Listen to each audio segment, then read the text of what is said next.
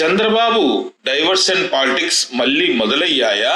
రాచమల్లు శివప్రసాద్ రెడ్డి గారు ఏమన్నారంటే, గడిచిన 2 ఏళ్లలో ప్రభుత్వం పూర్తిగా వైఫల్యం చెందిందని, ఇచ్చిన హామీలు గాలి కొదిలేశారని రాచమల్లు శివప్రసాద్ రెడ్డి గారు ఫైర్ అయ్యారు. అందుకే జూన్ 4, 8, 12వ తేదీల్లో నిరసనలకు జగన్మోహన్ రెడ్డి గారు పిలుపునిచ్చారు.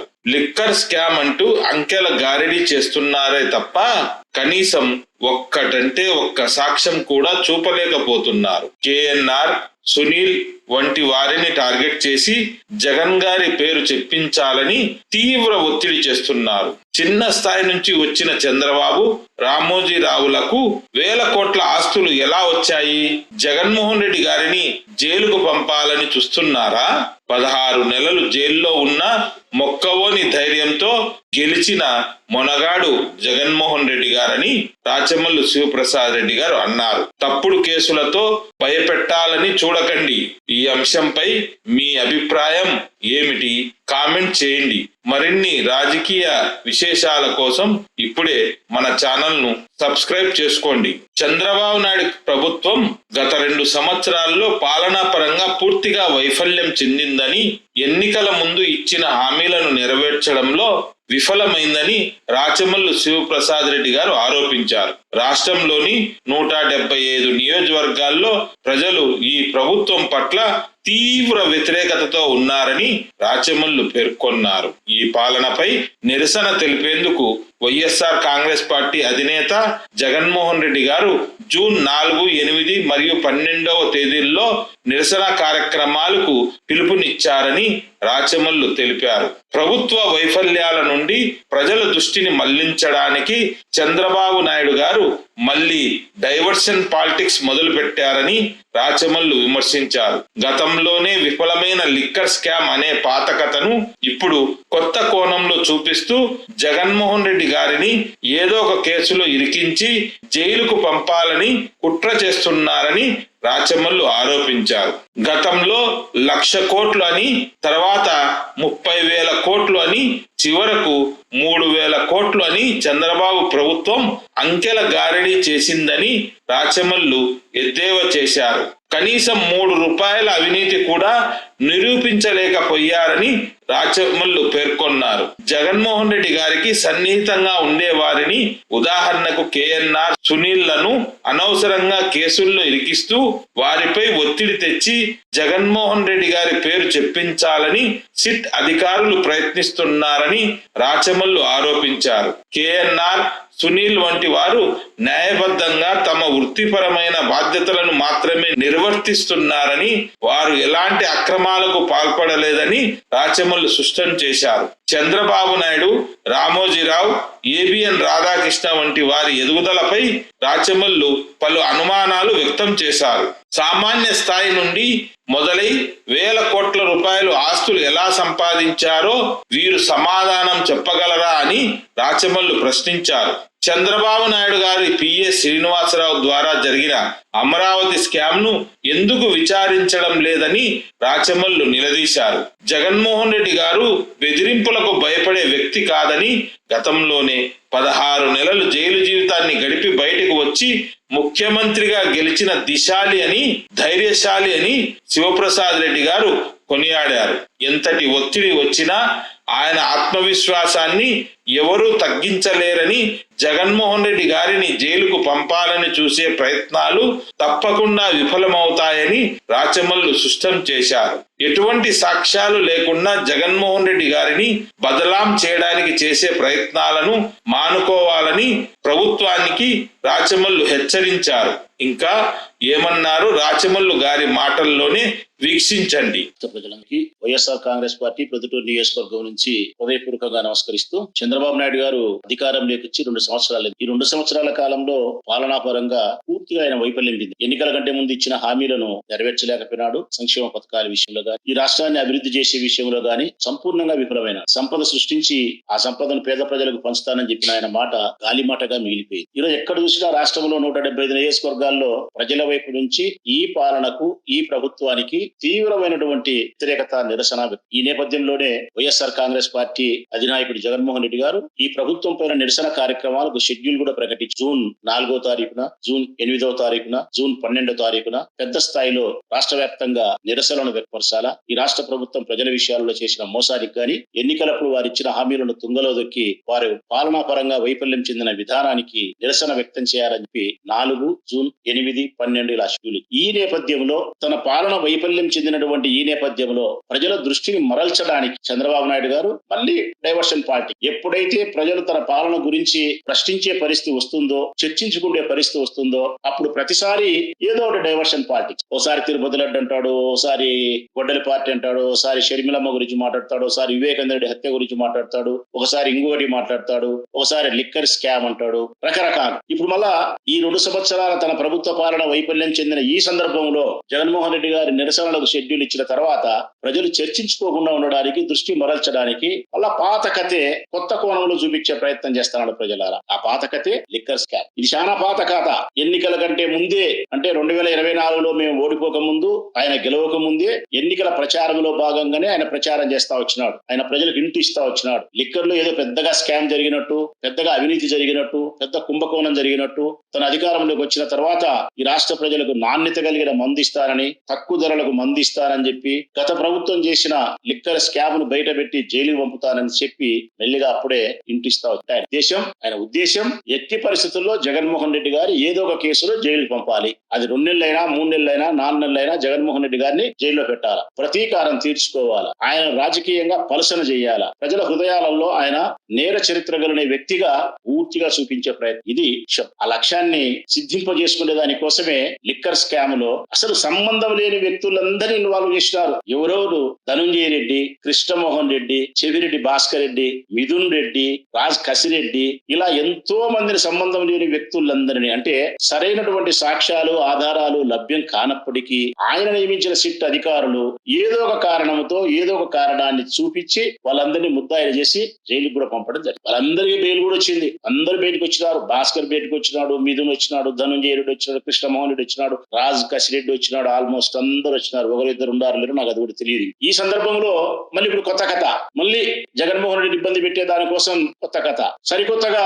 ఢిల్లీ వినారు. ఢిల్లీకి పోయి ఏదో విధంగా జగన్మోహన్ రెడ్డి గారిని జైలుకి పంపాలని చెప్పి అమిత్ షాను కలిసినారు. అమిత్ షా చెప్పుతో కొట్టిట్టు చెప్పినాడు. పవన్ కళ్యాణ్ వారు చెప్పుతో కొట్టిట్టే చెప్పినాడు. నమ్మదగినటువంటి మిత్రుడు చంద్రబాబు నాయుడు కాదు.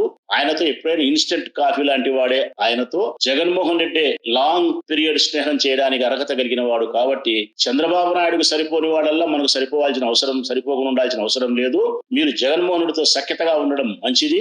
అతని జైల్లో పెట్టాల్సిన అవసరం ఏముంది అని చెప్పి చెప్పుతో కొట్టినట్టు అమిత్ షా చెప్పేతలికి ఆ ప్రయత్నం విఫలమైంది. ఇక రెండవది, ఎవరైతే నేను చెప్పిన పేర్లు మీద వీళ్ళందరూ ఉండారో వీళ్ళందరి మీద తీవ్రమైన ఒత్తిడి చేసినారు. అన్నాడు జగన్మోహన్ రెడ్డి గారి పేరు చెప్పు, జగన్మోహన్ రెడ్డి గారి పేరు చెప్పు, జగన్మోహన్ రెడ్డి గారి పేరు చెప్పు అని చెప్పి ఎంతో ఒత్తిడి చేసినారు. ఏ ఒక్కరు కూడా సంబంధం మాకే లేదని మేము ఒత్తుకుంటా అంటే మళ్ళా ఆనాటి ముఖ్యమంత్రి జగన్మోహన్ రెడ్డి గారికి సంబంధం ఉందని ఏ విధంగా నువ్వు చెప్పమంటావా అని చెప్పి ఏ ఒక్కరు కూడా సిట్ అధికారులకు సహకరించకపోవడం, పైగా వారు జైలు జీవితాన్ని 3 నెలలు, 4 నెలలు, 5 నెలలు గడపడానికి కూడా సంసిద్ధమై జైలుకే పోయినారు తప్ప వారి యొక్క ఆత్మరక్షణ కోసం అని చెప్పి తప్పుడు ఆధారాలు జగన్మోహన్ రెడ్డి గారికి అంటించే ప్రయత్నం ఏ ఒక్కరు నిజాయితీగా ఇది చేయలేదు. ఆ ప్రయత్నం కూడా విఫలమైపోయింది. ఇక ఇన్నాళ్ళు అయింది, 2 సంవత్సరాలు అయింది. చంద్రబాబు నాయుడు గారు నియమించినటువంటి సిట్ అధికారులు ఇప్పుడు వరకు ఒక్క సాక్ష్యాన్ని, ఒక్క ఆధారాన్ని కూడా తీసుకోలేకపోతున్నారు. ఇదే చంద్రబాబు నాయుడు మొట్టమొదటి ఏం మాట్లాడిన ప్రజలారా, లిక్కర్ స్కామ్ లో ఆనాటి ప్రభుత్వం 1,00,000 కోట్ల రూపాయలు రాష్ట్ర ప్రభుత్వానికి నష్టం చేసింది. మళ్ళా కొన్నాళ్ళు పోయిన తర్వాత 30,000 కోట్ల రూపాయలు స్కామ్ అని చెప్పి మాట్లాడినారు. మళ్ళీ కొన్నాళ్ళు పోయిన తర్వాత 3,000 కోట్లు మాత్రమే స్కామ్ జరిగిందని చెప్పి అంకెల గారడి చేసినారు. 1,00,000 కోట్లు అన్నారు, 30,000 కోట్లు అన్నారు, 3,000 కోట్లు అన్నారు. ఆ 3,000 కోట్లలో కూడా మేము అడుగుతా ఉన్నాం, 3 రూపాయలు మీకు దొరికిందా అని అడుగుతున్నాం. ఆ 3,000 కోట్ల రూపాయలు ఇప్పటికీ 3 రూపాయలు ఎక్కడైనా సిట్ అధికారులు డబ్బు పట్టుకోగలిగినారా? మరి ఎక్కడి పోయింది ఆ 3,000 కోట్లు? 1,00,000 కోట్లు అన్నారు, 30,000 కోట్లు అన్నారు, 3,000 కోట్లు అన్నారు. 3 రూపాయలు కూడా మీరు సిట్ అధికారులు పట్టుకున్నప్పుడు ఆ డబ్బు ఎక్కడి పోయిందని చెప్పి మేము ప్రశ్నిస్తున్నాం. అంటే ఏ సాక్ష్యము, ఏ ఆధారము లేకపోయినప్పటికీ కూడా జగన్మోహన్ రెడ్డి గారిని ఏదో విధంగా ఈ కేసులు ఇరికించి జైలుకు పంపించి ఆయన రాజకీయంగా పలసన చేయాలా, మీ కక్ష సాధింపు చర్యలో భాగంగా తప్పుడు కేసులు నమోదు చేయాలని చేసే ప్రయత్నంలో భాగంగా ప్రజలారా ఇప్పుడు మళ్ళా సరికొత్త కోణం ఏంటంటే గన ఆయన పిఏ, జగన్మోహన్ రెడ్డి గారి యొక్క పిఏ కేఎన్ఆర్ అంటే ఆల్మోస్ట్ మా వైఎస్ఆర్ కాంగ్రెస్ పార్టీలో ఉండే ఒక జెడ్పీటీసీ స్థాయి దగ్గర నుంచి మినిస్టర్ వరకు అందరికీ తెలిసిన వాడు కేఎన్ఆర్. కారణం జగన్మోహన్ రెడ్డి గారికి ఎప్పుడు కూడా ఆఫీస్ లో 24 గంటలు ఉండేవాడు. ఉండేవాడు. మా అపాయింట్మెంట్స్ అన్ని జగన్మోహన్ రెడ్డి గారితో చూసేది కేఎన్ఆర్ కి ఎంతవరకు సంబంధం ఉంది జగన్మోహన్ రెడ్డి గారికి మాకు అంటే గదా మా అపాయింట్మెంట్ జగన్మోహన్ రెడ్డి గారితో కుదిర్చేంత వరకే. ఉదాహరణకు నేనే ఫోన్ చేస్తా కేఎన్ఆర్ కు, నేను సార్ రేపు కలవాలనుకుంటున్నా కేఎన్ఆర్ అంటే ఓకే అన్నా, సార్ తో మాట్లాడి మళ్ళీ మీకు ఇన్ఫర్మేషన్ ఇస్తా అని చెప్పి సార్ లీజర్ అవర్స్ లో ఇంట్లో ఉండేటప్పుడు రాచమల్లి ప్రసాద్ రెడ్డి అన్న ఫోన్ చేసినాడు, సార్ మిమ్మల్ని కలవాలనుకుంటున్నాడు, రేపు అపాయింట్మెంట్ అడిగినాడు అంటే రేపు అపాయింట్మెంట్ ఏముండే చూడు కేఎన్ఆర్ అని చూసి వీలుంటే కదా రేపు అపాయింట్మెంట్ ఏర్పాటు చేయడం, లేకపోతే మరుసటి రోజు మళ్ళీ కేఎన్ఆర్ నాకు ఫోన్ చేసి అన్న రేపు అడిగినారు, రేపు లేదు ఎల్లుండి అన్న. ఇది కేఎన్ఆర్. కేవలం వైఎస్ఆర్ కాంగ్రెస్ పార్టీకి సంబంధించిన ఎమ్మెల్యేలకు, మంత్రులకు, మున్సిపల్ చైర్మన్ ఈ స్థాయి కలిగిన మనుషులకు జగన్మోహన్ రెడ్డి గారితో అపాయింట్మెంట్ ఇప్పించే ఆఫీస్ కార్యక్రమం మాత్రమే కేఎన్ఆర్ సంబంధం. కానీ ఇప్పుడు సిట్ అధికారులు మళ్ళీ కేఎన్ఆర్ ను నిన్న బుధవారం బేస్తవారం 2-3 రోజులు పిలిచి విచారిస్తున్నారు. ఏమని, నీకు లిక్కర్ స్కామ్ తో సంబంధం ఉంది, నువ్వు లిక్కర్ స్కామ్ లో నువ్వు కూడా 100 కోట్ల రూపాయలను సంపాదించినావు అని చెప్పి కేఎన్ఆర్ అందులో ముద్దాయి చేసే ప్రయత్నం, లేకుంటే కేఎన్ఆర్ మీద ఒత్తిడి చేసి జగన్ కు దాన్ని అంటగట్టే ప్రయత్నం చేసే ప్రయత్నంలో భాగంగా సిట్ అధికారులు ప్రశ్న ఉంది. ఇక్కడి న్యాయం ఇది. అందరినీ అయిపోయినారు. హైదరాబాద్ లో సునీల్ ఉంటే సునీల్ అత్యంత ఆప్తుడు ఎవరికి, జగన్మోహన్ రెడ్డి గారికి. జగన్మోహన్ రెడ్డి గారికి ఎవరైతే ఆత్మీయతగా ఉంటారో అట్టి మనుషులు అందరినీ అనుమానించేదే, అట్టి మనుషులు అందరి మీద ఒత్తిడి చేసేదే, అటువంటి మనుషులందరికీ సిట్ అధికారులు నోటీసులు పంపేదే, వాళ్ళని తిప్పేదే, ఒత్తిడి చేసేదే, జగన్మోహన్ రెడ్డి గారి ప్రస్తావన తీసుకొచ్చేదే, జగన్మోహన్ రెడ్డి గారి పేరు వారి నోట్లో నుంచి చెప్పించే ప్రయత్నం చేసి వారి నోట్లో నుంచి ఆ పేరు వచ్చే పేపర్ మీద ఆ పేరు రాసి జైలు పంపాలనే ప్రయత్నం. ఏమంటే ఏ ఒక్కరు కూడా ఆయన పేరు చెప్పకపోవడం గాని, ఆయనకు కేసులో సంబంధం ఉండే సాక్ష్యాధారం లేకపోవడం వల్ల 2 సంవత్సరాలైనా మీరు చేతులు తీసుకుంటారన్నారు తప్ప మీరు సాధించింది అయితే ఏమీ లేదు. మీకు మళ్ళా మేము చెప్పగలిగింది ఏంటంటే కేఎన్ఆర్ కు 19 కోట్ల రూపాయల ఆర్థిక లావాదేవీలు జరిగినాయని చెప్పి సిట్ అధికారులు మాట్లాడుతున్నారు. ఈనాడు పత్రికల్లో పెద్ద పెద్ద అక్షరాలు రాస్తారు. నేను అడుగుతా ఉన్నా, 19 కోట్ల రూపాయలు కేఎన్ఆర్ వ్యాపార లావాదేవీల ప్రకారం తీసుకొని వ్యాపారం చేస్తే తిరిగి మళ్ళా అతను వచ్చినేదంతా బ్యాంకు ద్వారా అతను తిరిగి ఇచ్చినేదంతా 19 కోట్ల రూపాయలు మళ్ళా 18 కోట్లు 19 కోట్లు తిరిగి ఇచ్చిన దాఖలాలు కూడా అతనికి కనిపిస్తా ఉన్నాయి. మరి వ్యాపార లావాదేవీలు తీసుకోవడం ఇవ్వడం మీకు లీగలైజ్ గా కనపస్తా ఉంటే అతను ఏ విధంగా లిక్కర్ స్కామ్ లో ముద్దాయి, ఏ విధంగా అతన్ని ప్రశ్నించాలా, ఏ విధంగా అతను జగన్ మోహన్ రెడ్డి గారికి అంటగట్టాలన్న ప్రయత్నం చేస్తారు. మీరు యాక్చువల్ గా కేఎన్ఆర్ అనే వ్యక్తి 2007 సంవత్సరం నుంచి ఇన్కమ్ ట్యాక్స్ ఎక్సైజ్ చేస్తాం, ఇన్కమ్ ట్యాక్స్ అతను పన్ను చెల్లిస్తా ఉన్నాడు 2007 సంవత్సరం నుంచి. అతని ఆర్థిక లావాదేవీలు అన్ని కూడా లీగలైజ్ గా ఉంటాయి, ఎవరైనా చూసుకోవచ్చు, వచ్చిన ఇబ్బంది లేదు. అయినా మాకు తెలియగలుగుతాం, జగన్మోహన్ రెడ్డి గారు లిక్కర్ స్కామే చేస్తే ప్రజలారా, లిక్కర్ స్కామే చేస్తే బిఏల ద్వారా వ్యవహారం నడిపేవాడా, కేఎన్ఆర్ ద్వారా వ్యవహారం నడిపేవాడా? మీరే ఒకసారి ఆలోచన చేయండి. కేఎన్ఆర్ యొక్క బాధ్యత ఏంది, కేఎన్ఆర్ యొక్క స్థాయి ఏంది? కేవలం మా యొక్క అపాయింట్మెంట్ మాత్రమే ఖరారు చేసే బాధ్యత మాత్రమే కేఎన్ఆర్. అట్టి మనిషి ద్వారా ముఖ్యమంత్రి అయినటువంటి జగన్మోహన్ రెడ్డి గారు అటువంటి నైజం కలిగిన వాడా? అయినా 15 కోట్లు 10 కోట్లు అతని వ్యాపార లావాదేవీలకు సంబంధించి దాన్ని తీసుకొచ్చి ఏమన్నా అర్థం పర్థం ఉండే మాటలేనా? తీసుకున్న డబ్బులు మీకు కనిపించినప్పుడు అతను తిరిగి చెల్లించిన డబ్బు కూడా మీకు కనిపిస్తుంది కదా. 19 కోట్ల రూపాయలు ఆర్థిక లావాదేవీలు వ్యాపారానికి జరిగినాయంటే 18,95 లక్షల రూపాయలు తిరిగి అతను చెల్లించిన ఆర్థిక లావాదేవీలు కూడా కనిపిస్తా ఉన్నాయి. సునీల్ అంతే, సునీల్ వాళ్ళ ఆఫీస్ లో ఉండే వాళ్ళందరినీ సతాయించినారు. ఈ విధంగా ఏదో ఒక విధంగా నాకు తెలియకడుగుతా ఒక మాట, కేఎన్ఆర్ కు ఒక 10 కోట్ల రూపాయల ఆస్తి ఎట్లు వచ్చిందంటే 2007 నుంచి ఇన్కమ్ ట్యాక్స్ చెల్లించామని పట్టుకుని 20 సంవత్సరాల నుంచి వ్యాపారం చేస్తే ఒక 10 కోట్లు 5 కోట్లు సంపాదించేది పెద్ద పనే ప్రజలారా? మరి ఆ లెక్కనే అయితే చంద్రబాబు నాయుడు గారు వాళ్ళ తండ్రి ఖర్జూర నాయుడు గారు కోటీశ్వరుడా, 2 ఎకరాల భూమి. మరి వాళ్ళ నాయన ఖర్జూర నాయుడు కోటీశ్వరుడు కాకపోతే చంద్రబాబు నాయుడు నాకు 1,00,000 కోట్లు ఉందని ఏ విధంగా స్టేట్మెంట్ ఇవ్వగలిగినాడు? ఎట్లా వ్యాపారాలు చేయగలిగినాడు? మరి చంద్రబాబు నాయుడు తర్వాత వారి కుమారుడు లోకేష్ బాబు లక్షల కోట్లకు అధిపతి ఏ విధంగా కాగలిగినాడు? మరి వారి కుమారుడు దేవాన్స్ ఏ విధంగా కోట్లకు అధిపతి కాగలుగుతాడు? అంటే 30, 40, 50 సంవత్సరాల కింద చంద్రబాబు నాయుడు 2 ఎకరాలకు అధిపతి అయినప్పటికీ ఇప్పుడు 1,00,000 కోట్లకు అధిపతి అయినా గానీ కేఎన్ఆర్, ఎల్లారెడ్డో, పుల్లారెడ్డో, సుబ్బయ్యో, రామయ్యో, రాచమల్లో మరొకడో ఎక్కడేసిన దొంగలుగా అక్కడే ఉండాల్సిందే తప్ప వాళ్ళు 2 కోట్లు 3 కోట్లు 4 కోట్లు 5 కోట్లు సంపాదిస్తే కూడా ఆ ధనానంతా తీసుకొచ్చి అక్రమంగా సంపాదించిన పేరుతో ఆ అక్రమంగా సంపాదించిన దాన్ని కూడా జగన్మోహన్ రెడ్డి గారికి లింకప్ చేసి ఆయన జైలుకి పంపాలనే ప్రయత్నం చేయడమే తప్ప మరొకటి కాదు. మరి ఆ లెక్కనే నిజమైతే కదా మేము అడుగుతా ఉన్నాం, రామోజీరావు ఫస్ట్ లైఫ్ ఎక్కడ? రామోజీరావు యొక్క ఫస్ట్ లైఫ్ ఎక్కడ? పచ్చళ్ళు కదా ఆయన అమ్ముకునేది, గాజు సీసాలలో పచ్చళ్ళు పెట్టుకొని మామిడికాయ ఊరగాయ, చింతకాయ ఊరగాయ, నిమ్మకాయ ఊరగాయ అని చెప్పి దేశమంతా సైకిల్ దొక్కుకుంటా పచ్చళ్ళు అమ్ముకునే రామోజీరావు ఈ బుద్ధుల్లా 100,000 కోట్లకు అధిపతి ఏ విధంగా కాగలుగుతాడు అని పెద్ద పెద్ద సంస్థలకు ఏ విధంగా అధిపతి కాగలుగుతాడు? చదువుతాడు? ఇంకా వాస్తవాన్ని చెప్పాలంటే ఈనాడు పత్రికే రామోజీరావు సంస్థనే ఊర్లో వాళ్ళు కట్టిన లెక్కలన్నీ తీసుకొచ్చి దాంట్లో ఏమంటారు చిట్ ఫండ్ లో కడితే చిట్ ఫండ్ దాన్ని కట్టిన లెక్కలు తీసుకొచ్చి నీ సొంత వ్యాపారాలు చేసుకుని డబ్బు సంపాదించు. ఒకవేళ నీ సొంత వ్యాపారాల్లో ఫెయిల్ అయిపోయింది నీ చిట్ ఫండ్ లో కట్టిన వాళ్ళ పరిస్థితి ఏంది? నువ్వు బోర్డు తిప్పేవనివే కదా. ఇదే కదా ఉండవల్లి గారు కోర్టుకు వేసినది, ఇదే కదా సుప్రీంకోర్టు మందలిచ్చినది. రామోజీరావు మరణించిన తర్వాత కూడా కేసు మూసేసేదని కాదు, అది విచారించాల్సిందని చెప్పి సుప్రీంకోర్టే చెప్తాను. అంటే రామోజీరావు పచ్చళ్ళు నమ్ముకునేవాడు మాత్రం వందల వేల కోట్లకు లక్షల కోట్లకు అధిపతి కావచ్చు. అంతెందుకు లేబ్బా మన బూత్ కిట్ ఉన్నాడు, మన బూత్ కిట్టు ఏబిఎన్ రాధాకృష్ణ. ఆయన పరిస్థితి ఎక్కడబ్బా నాకు తెలియక అడుగుతా. ఆయన సైకిల్ ఎక్కి కృష్ణాయిలు అమ్ముకున్నటోడు కాదా? సైకిల్ ఎక్కి పేపర్ వేసినటోడు కాదా? ఈ బుద్ధ ఆయన ఆస్తిపాస్తులు ఎంత? ఈ బుద్ధు రాధాకృష్ణకు ఫిలిం నగర్ లో ఉండే కొత్త బిల్డింగ్ ప్రజలారా చూస్తే మీరు ఆశ్చర్యపోతారు. ఫిలిం నగర్ లో ఉన్న ఆయన కొత్త బిల్డింగ్, మరి ఆయన పరిస్థితి ఏంటి? చంద్రబాబు నాయుడు హైటెక్ సిటీ వ్యవహారాల్లో తాడు బొంగరం లేని వాళ్ళు కూడా ఏ విధంగా 100 ఎకరాల భూములు కొనుగోలు చేసినారని చెప్పి మేము అడుగుతున్నాం. అసలు టీవీ5 నాయుడు ఉన్నాడు, ఆయన ఆర్థిక పరిస్థితి ప్రారంభ దశ నుంచి ఎక్కడ ప్రారంభమైంది? టీవీ5 నాయుడు ఏంది, రామోజీరావు ఏంది, రాధాకృష్ణ ఏంది, చంద్రబాబు నాయుడు గారు ఏంది? వీళ్ళందరూ ఎవరు? చిన్న స్థాయి నుంచి వచ్చిన వాళ్ళు. వీళ్ళైతే ఒక 20 ఏళ్ళు 30 ఏళ్ళు గడిచేదలికి లక్షల కోట్లకు వేల కోట్లకు అధిపతులు కావచ్చు. కానీ నాలాంటోడో మీలాంటోడో 20-30 సంవత్సరాల తర్వాత 5 కోట్లు 10 కోట్లు 15 కోట్లు సంపాదించుకుంటే కూడా ఈ డబ్బు ఎక్కడి నుంచి వచ్చిందని చెప్పి సిట్ అధికారులు వేసే వాళ్ళు మరి వీళ్ళను కూడా ఇదే విధంగా ప్రశ్నించే స్థాయి ఉందా అని చెప్పి అధికారులు మేము అడుగుతా ఉన్నాం. అంతేకాదు ఇంకా వీళ్ళని స్పష్టంగా మేము మాట్లాడాల్సి వస్తే పిఏల ద్వారా ఆర్థిక లావాదేవీలు చేసే సంస్కృతి జగన్ లేదు, అది చంద్రబాబు నాయుడుకి ఉంది. ఆయన పిఏ శ్రీనివాసరావు ద్వారానే అమరావతికి సంబంధించి 2,000 కోట్ల రూపాయల స్కామ్ చేసినాడు. ఆ రోజు అసెంబ్లీలో మేము ఉన్నప్పుడు నేను కూడా ఆ రోజు ఎమ్మెల్యేను. జగన్మోహన్ రెడ్డి గారు సాక్ష్యాలతో ఆధారాలతో స్పష్టంగా దాన్ని బయట పెట్టగలిగినారు. అమరావతి యొక్క రాజధాని నిర్మాణంలో 2,000 కోట్ల రూపాయలు స్కామ్ జరిగింది, చంద్రబాబు నాయుడు చేసినాడు, పిఏ శ్రీనివాసరావు ద్వారా చేసినాడు అని చెప్పి సాక్ష్యాలతో సహా ఆధారాలతో సహా మొత్తం సర్వం చూపించాల్సిన పరిస్థితి చూపించినాం. ఈ రోజు ప్రభుత్వం మాట్లాడే అమరావతిలో జరిగిన స్కామ్ లేదు, లేకుంటే స్కిల్ డెవలప్మెంట్ జరిగిన స్కామ్ లేదు, లేకుంటే ఇంకొక దాంట్లో జరిగిన స్కామ్ లేదు, అచ్చెన్నాయుడు చేసిన స్కామ్ లేదు.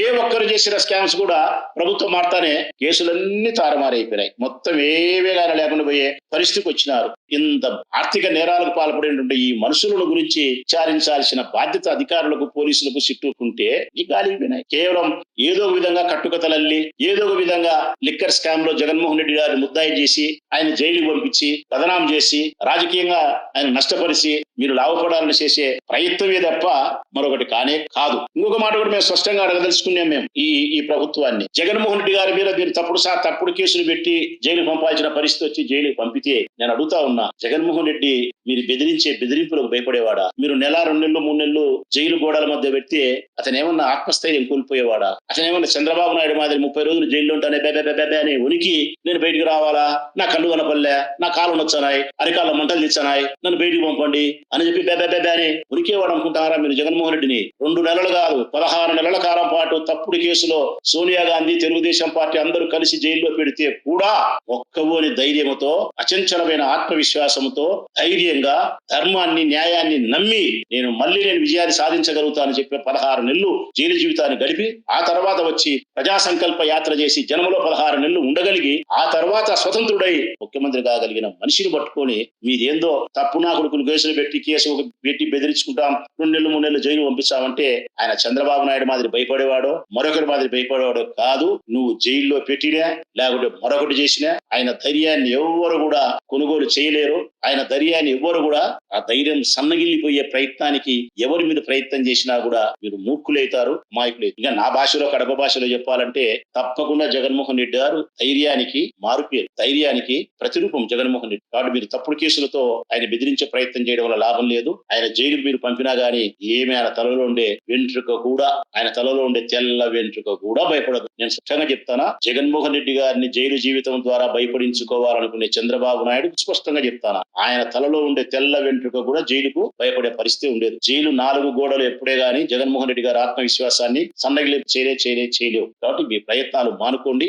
ఏ ఒక్క సాక్ష్యం ఆధారం కూడా మీ దగ్గర లేదు. ఇప్పటి వరకు లిక్కర్ కి సంబంధించిన స్కామ్ లో జగన్మోహన్ రెడ్డి గారిని ముద్దాయి చేయడానికి కావాల్సి ఒక్క సాక్ష్యం ఆధారం లేదు. కొండను దవ్వి ఎలకనైనా పట్టుకున్నారని సామెత ఉన్నారు. ఇక్కడ లిక్కర్ స్కామ్ లో కొండను దవ్వి ఎలకను కాదు కదా, ఎలక తోకను కూడా పట్టుకునే పరిస్థితి మీకు లభ్యం కాలే. మీ వలన ఏమీ కాదు. మేము ఎవరివే గానీ వైఎస్ఆర్ కాంగ్రెస్ పార్టీ శ్రేణులను కూడా జగన్మోహన్ రెడ్డి గారి బెదిరించుకునే బెదిరింపులకు ఆయన బెదిరుతాడో లేడో అని మీరు అనుకుంటే ఆయన బెదరడు. ఆయన తర్వాత ఉండి మేము కూడా బెదిరే వాళ్ళం.